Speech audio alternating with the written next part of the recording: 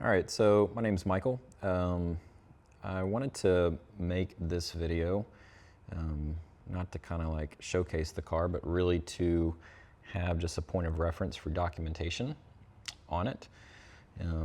So in case this was ever sold in the future, which I don't plan to ever sell it, plan to give it to kids, but if it was ever needed to be sold, there'd be kind of a reference point in 2025 for the history of the car, everything I can kind of put together or piece together from now, and then what is about to happen to the car, which I'm shipping it out today to have a lot of work done. So I bought this car 2003 Evo 8 off Cars and Bids about a month ago, and it was on Bring a Trailer, and it remained not sold. Highest bid was $60,000. Didn't get sold. Probably six, and I was really eyeing it, and it was just higher than kind of I was willing to go, even though I was kind of kicking myself after the car didn't get sold. And then 6 months later, it pops up on Cars and Bids, and I wanted to make sure I was able to get it as long as the price was okay, and ended up getting it for $56,500, which seems kind of ridiculous for an Evo.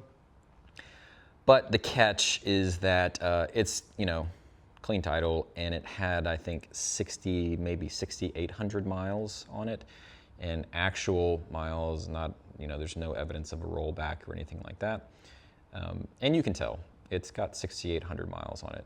So that's, that's the reason. And I've always wanted kind of, this is my era. Always wanted the pair of Evo and STI. So if anyone does come across this video and wants to know about that car, that thing is, might look like a factory 06 with wheels, but it's definitely not. That thing's awesome. I want to turn this into something comparable to that. So I don't want to complain about this car. So the first thing is, when I got this car about a month ago, I knew that there was going to be some things I wanted to have done. I don't like cars just sitting slammed, makes drivability terrible. With this has like factory JDM pink, everything underneath is Spec-C actually. And it sits a little bit lower than like a USDM STI, which means that it drives amazingly comfortable on the street, still rips. I don't ever have to slow down on speed bumps. To me, that's the way a street car should be set up. Not slammed, even though I know that's the look. But so I knew right away, all right, I'm gonna, change that. When I got it, it became evident that even though this car is, the paint is in like really great condition, which I am crazy particular about, having been a detailer in a past life. Paint's in great condition, ceramic coated. I could tell like the outside was taken care of. The inside, you could tell, was neglected. So I don't have it obviously lifted up, but when it got here, first of all, it was filthy. The Volk center caps were like in the glove box, which is fine. I thought it was odd though, because they look so much better on the car. And these are like old OG CE28s. I don't even think you can get these anymore with the polished lip. I'm not sure if I'll keep them, but I could tell it wasn't really kind of kept up to spec, because this side of the lip was just hanging off, and it was filthy. So I was like, all right, well, that's fine. I, put it up on race ramps and started inspecting the underside of the car. And there's some bolts missing, and I'm gonna get that situated. And so I, got new hardware, fixed the lip to where it's not just hanging off. But I know this is going to go into a lot of detail, but someone, if this ever gets sold in the future, someone will appreciate all the stupid little details. You can see there's a small little gap there. Well, that's because those are gone. Thankfully, it's not ripped through, and obviously this is not real carbon fiber, it's just fiberglass. It's not ripped through, but the hardware's just missing. And you can't get to it easily without taking off the intercooler, and I'm not gonna do that at the moment. But the car on the outside is thankfully clean. All the seals are good. You know, that kind of stuff matters a lot.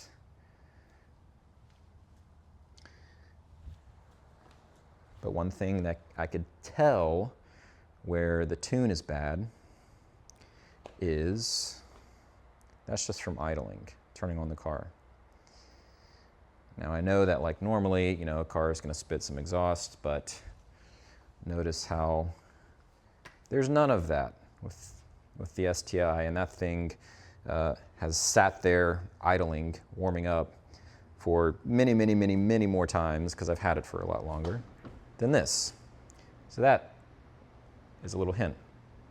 Underneath the car, there's nothing that I can see in terms of any rust, kind of the rear subframe issue with Evos. Doesn't look like there's anything like that. That's great, but there's oxidation on bolts underneath, small pieces of hardware. So that is one thing that's about to get sorted. Everything underneath is going to have a thorough look through. I also noticed that the passenger axle throwing grease up everywhere. Those are all going to get sorted. Interior is overall in great condition. Actually, I'm not going to say great. It's in, I would not mint, but quite close to mint. Old factory, not factory, Pioneer head unit, doubled in. And you can tell that another thing is, let's just pop the trunk, pop the hood too. Another thing that was kind of like, you know, it's when you buy a car, you try to piece together the story, especially sight unseen. I'm on the East Coast. This car was on the West Coast in California. It's got aftermarket. Yeah, I can get a light, but actually we're gonna get a light to do this right.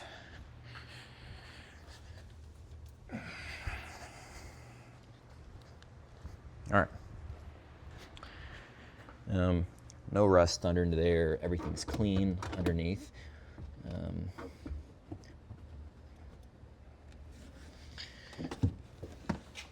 Clean, clean, clean. That's great. All right. So we got some aftermarket speakers. Fine. It's not even plugged in.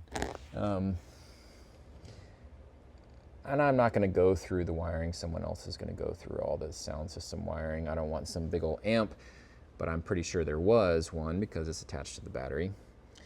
And then these are small things that you just want to check when you're buying a car sight unseen.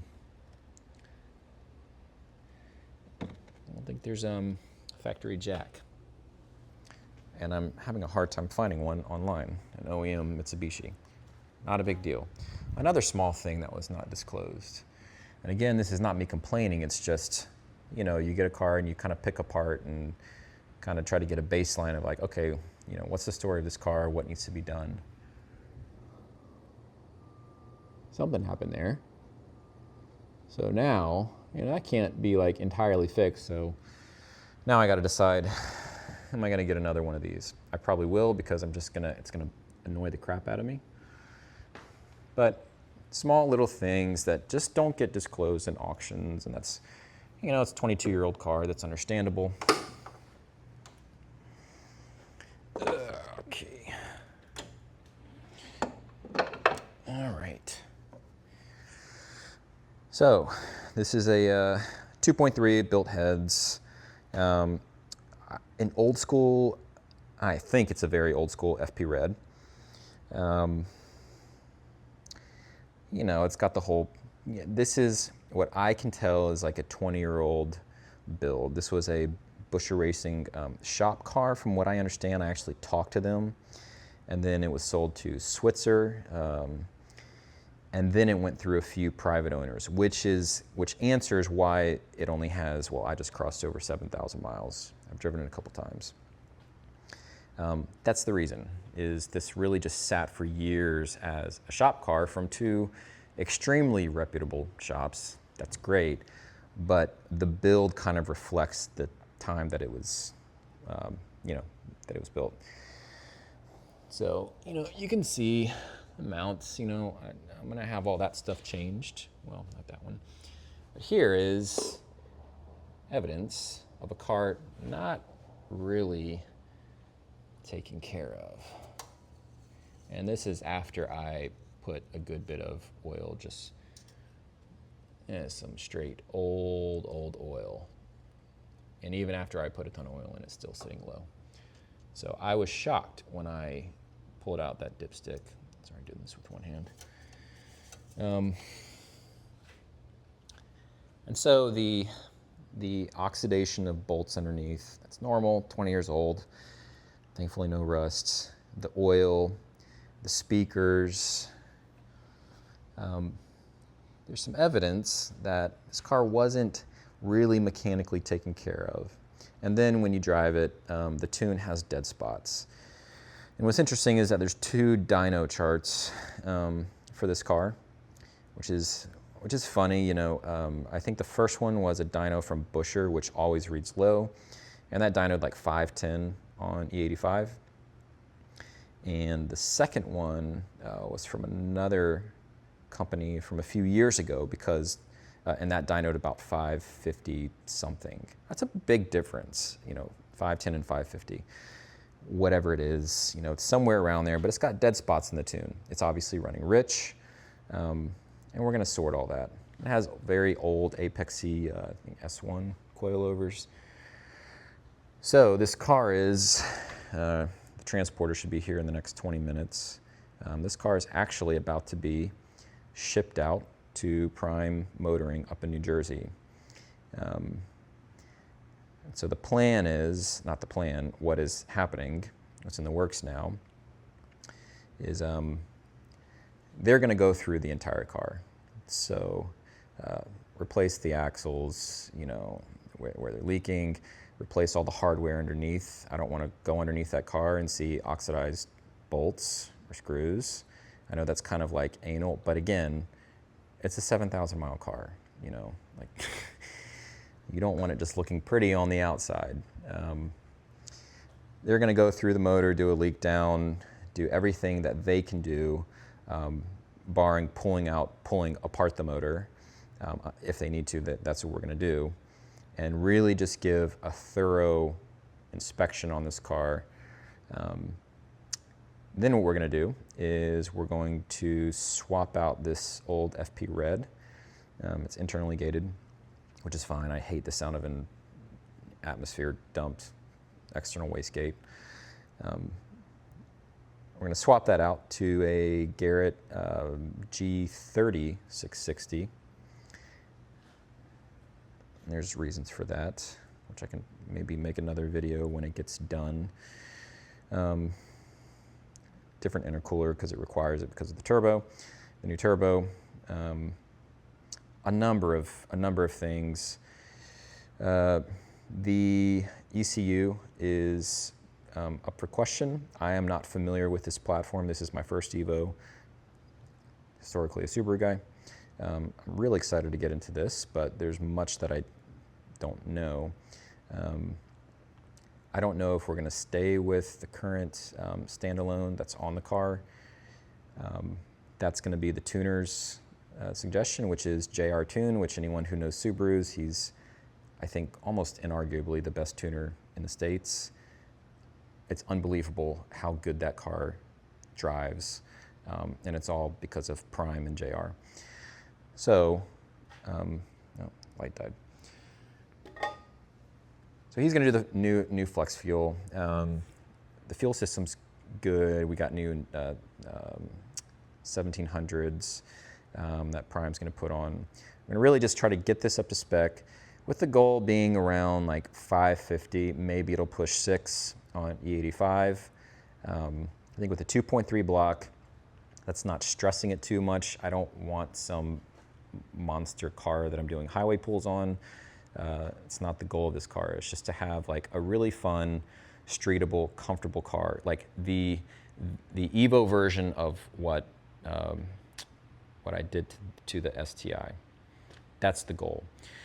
I'm going to change out these to Öhlins R&Ts, so the car is going to sit a little bit higher and ride a little bit more comfortable.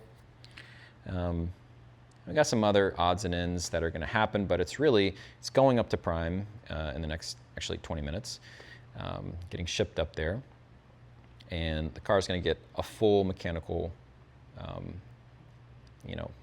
run through, get everything up to spec. Going to change out the turbo setup. Hopefully the engine is going to be in healthy shape. I'm very curious about that and a little anxious, honestly. And then ideally, in a couple months, we'll get this back and it'll be really sorted. I'll probably do a new head unit, but nothing on the interior. Might need to do a couple gauges because I want a way just to monitor just kind of some basic stuff like I do with an access port in the STI. And it's got gauges hidden in the glove box, which I can't, not a fan of. But here's just a walkthrough of the status of this car as of, it's August 2025. So got this car, I don't know, a month or two ago. So do I regret, a lot of people will consider overpaying for a 22-year-old basic Evo 8 non-MR. Actually, no, I don't. I think in the long term, if I was to keep this car, and I probably wouldn't put more than, maybe 1,000 miles a year on it, probably not even that. I don't regret it, actually. I think this is a great find, and it's got a lot of stuff, obviously, that I just walked through where it doesn't get disclosed, in an auction, and that's just part of the game, I guess, of buying old cars.